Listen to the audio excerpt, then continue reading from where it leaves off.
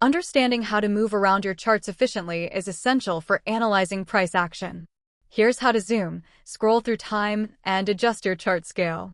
You can drag the time axis at the bottom of the chart to condense or expand the time view.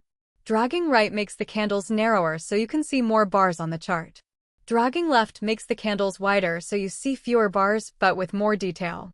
You can use the magnifier icons at the bottom of the chart if the time axis is not visible. Don't want to scrunch up your candles to look back in time? Set your zoom to a comfortable level and use your mouse wheel to scroll backward or forward through historical data. Scroll up to go back in time and see older bars. Scroll down to move forward toward current data. If you don't have a mouse wheel, look at the very bottom of your chart. You'll see a horizontal scroll bar. Click and drag that scroll bar to look through the timeline.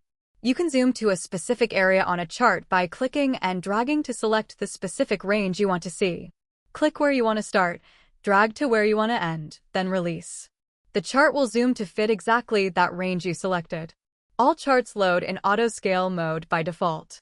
In auto-scale mode, the price scale adjusts automatically as price moves and as you scroll through the timeline. If you drag the price axis up or down, the chart will automatically switch to manual mode. In manual mode, you control the exact price range displayed, but price action can go out of view if the movement is larger than what you have it set to display. If that happens, you can switch it back to auto by clicking the price axis icon in the upper right corner, and it will reset the price scale.